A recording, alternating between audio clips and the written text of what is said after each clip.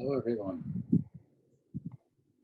I want to thank you all for joining us in this virtual Mandala Day celebration and Dharma talk. Happy Father's Day to everyone who is a father or has a father or had a father. A special day for those of us who are fathers, and I hope also a special day for those of you who think about your father on this day.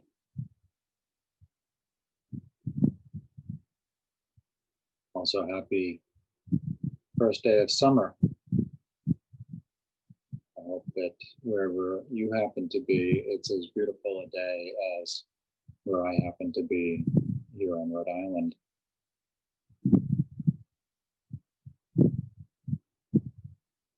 I wanted to talk today about right speech. It's a topic that I've been thinking about a lot lately, partly because of the protests that are going on around the country, partly because of the influence of social media, Facebook and Twitter, where we see many instances of not very wise or helpful or kind modes of speech.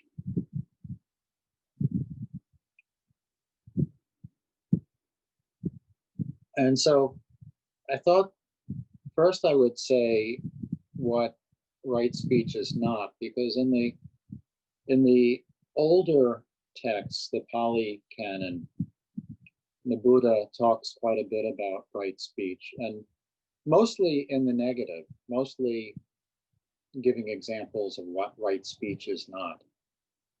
And the first example is lying, saying things that aren't true.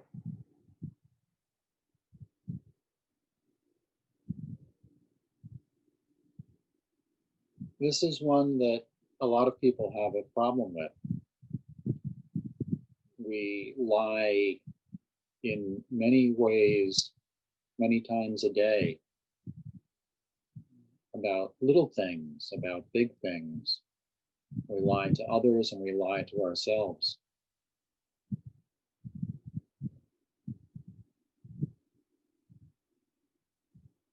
Another thing that right speech is not is divisive.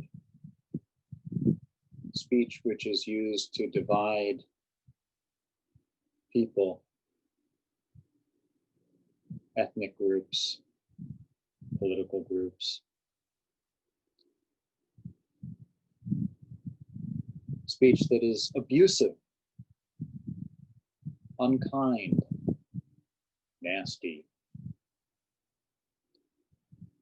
And the last category, idle chatter, a speech which really serves no purpose.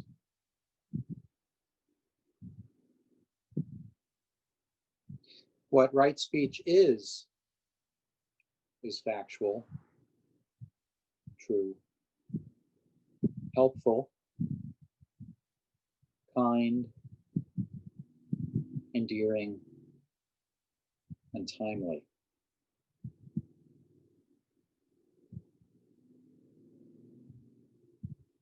Speech can be used for the benefit of yourself and others, or as a means of tearing down yourself or others.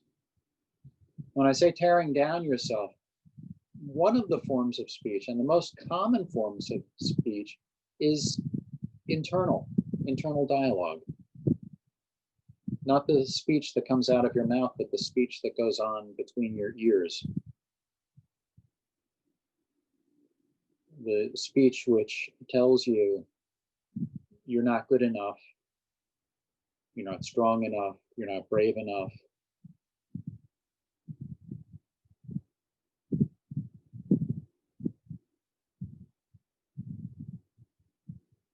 Speech which builds up your particular forms of aversion, fear, anger, hatred. Speech which builds up your particular form of delusion, the idea that you are separate from your environment, separate from the people around you, that you somehow are your own creation, as if all of creation has not gone into making you exactly who and what you are right this moment.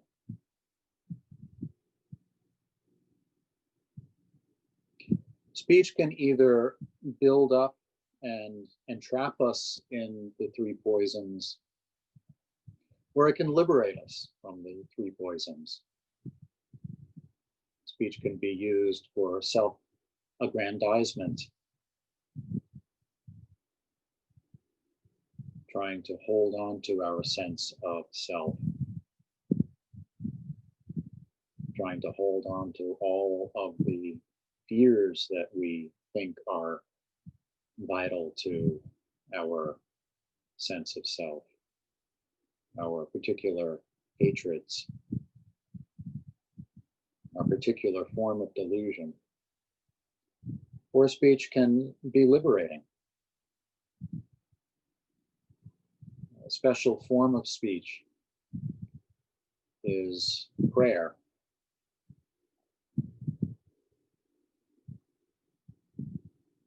Prayer is something that is very personal and takes many, many forms. Many people find the very thought of prayer daunting, confusing. But we as Buddhists do it in many ways. We may not think that we're praying to God. We may not think we're praying to the Buddha. And yet, every time that we recite the great vows for all, we are praying. Every time we recite Atadipa, we're praying. This is a form of speech which is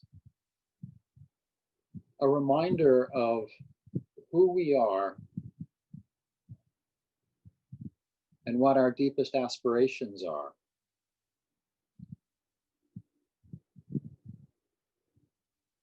When we say, however innumerable all beings are, I vow to save them all.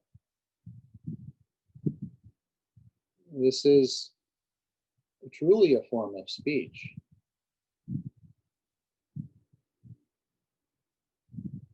And truly a form of shaping our view of ourselves and of our world.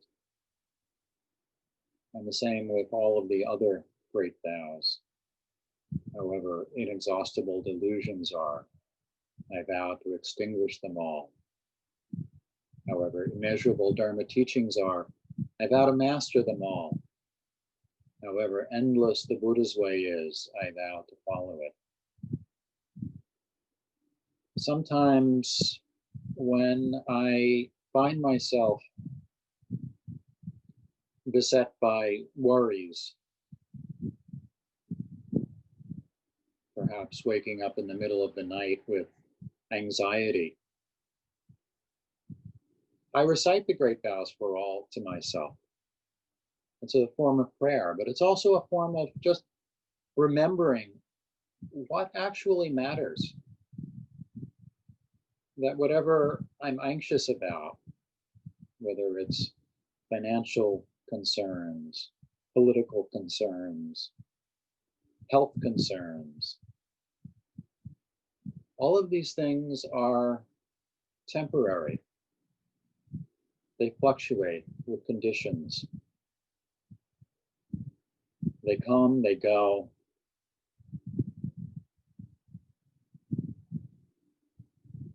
But the great vows, when I say them to myself, repeat them to myself, I feel like this connects me to something that is eternal. The great vows are not something which can be realized in 1 or 2 days, 1 or 2 weeks. They can't be realized just based on current conditions. There's something that have to be carried with you, repeated, reminding yourself over and over again who you are and what really matters. And when you do that, you free yourself from the 3 poisons, the poison of grasping, aversion, delusion. The same when you recite Tisarana.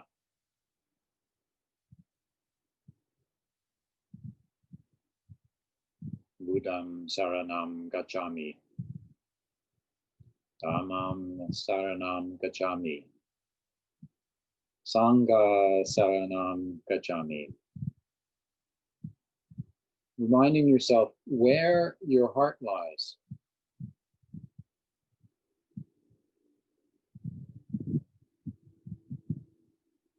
Or when you practice koan study,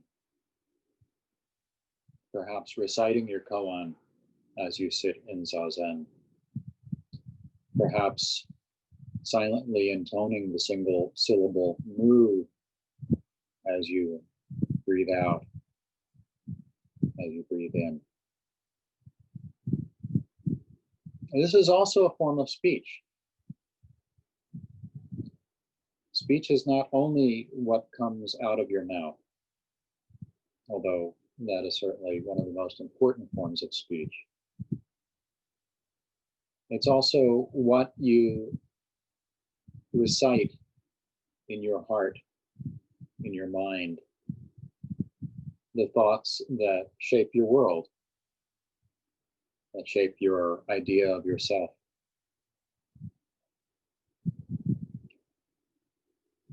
Some forms of meditation consist solely of recitation of phrases. Loving kindness meditation, metta practice, is one such form of meditation. Sitting and reciting phrases. May I be happy. May I be safe. May I be well. May I live my life with ease. And reciting those phrases for yourself, for your loved ones, for your teacher, for your mentor, for your friends, for neutral people, people that you really have no strong feelings about one way or another, and for people who you have difficulty with, people that you perhaps have had arguments with or falling out, or political figures that you really don't like very much. The Dalai Lama performs loving kindness meditation, metta practice for the Chinese leaders, the ones who have subjugated his country and suppressed the Tibetan Buddhists. He does it to open his own heart and to perhaps have an influence on the heart of those that he is praying for.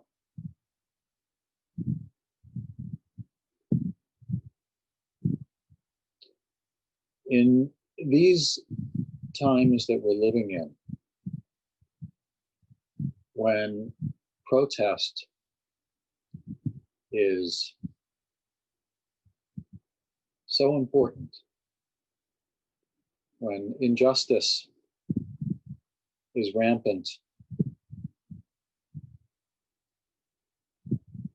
and people are trying to address social grievances, address the bigotry, racism,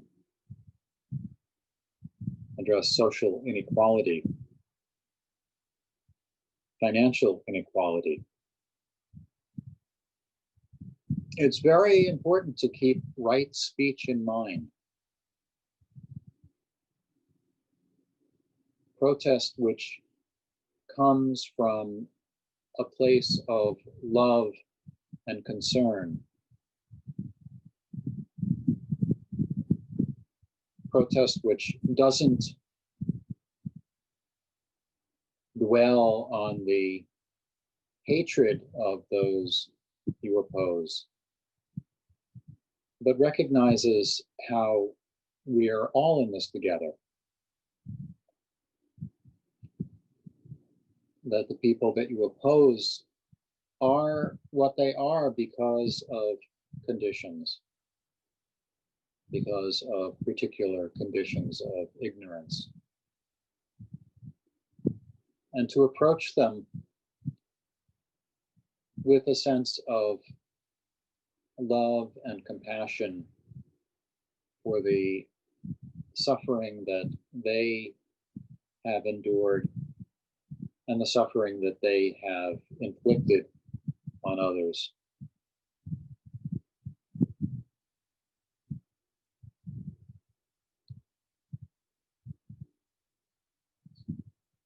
Protest is an activity which can inflame the passions and can lead to incidences of unwise speech, unwise action, violence, hatred, fear.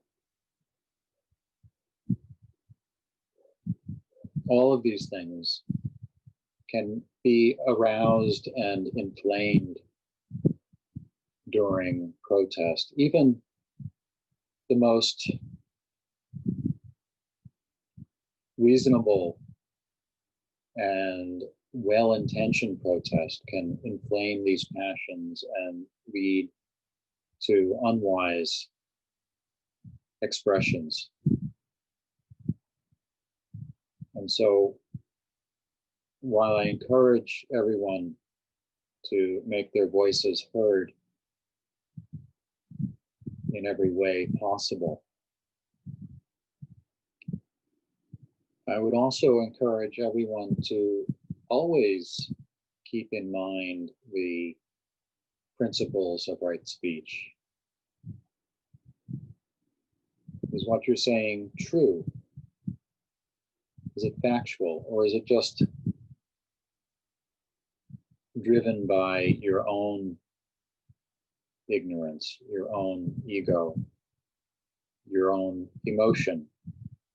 Are you shading things, or are you being as factual as possible? Is what you're saying helpful? Is it meant to open the hearts and minds, the eyes of those who have acted through ignorance? Is what you're saying kind? And that doesn't mean wishy-washy. That doesn't mean that you pull your punches.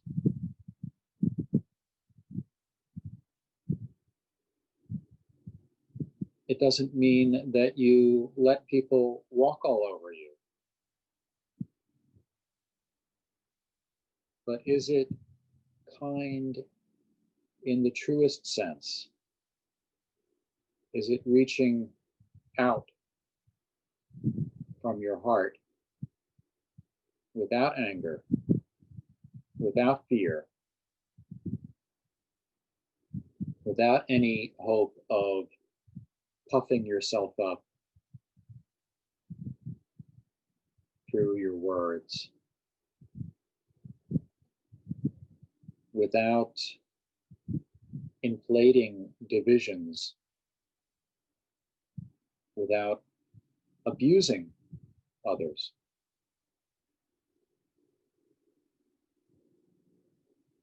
And of course, is it timely?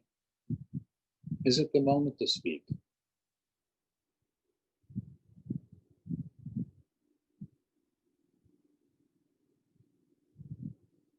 What we've seen in the weeks since the death of George Floyd has been extremely timely. It comes at a time when many people are willing to open their hearts in a way that they weren't willing to even a few months ago. Perhaps it's because they have had enough. Perhaps it's because conditions are right. Conditions in the country, conditions within their family, conditions within their heart and mind. So yes, the protests have been timely.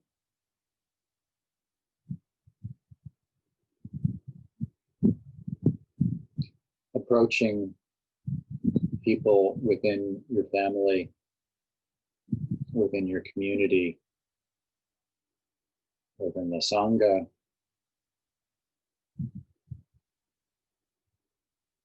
always keep in mind this issue of timeliness. Is it the right moment to speak?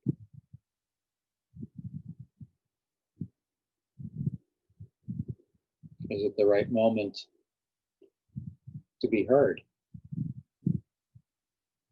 Or is it the right moment simply to listen?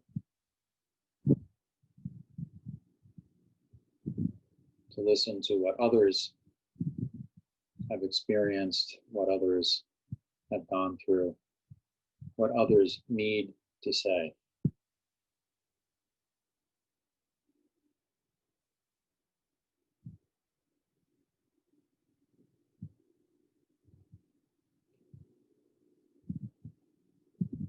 Well, that's really all I have to say right now about right speech. So I'd like to open the meeting up to people's comments, questions, whatever anyone would like to say.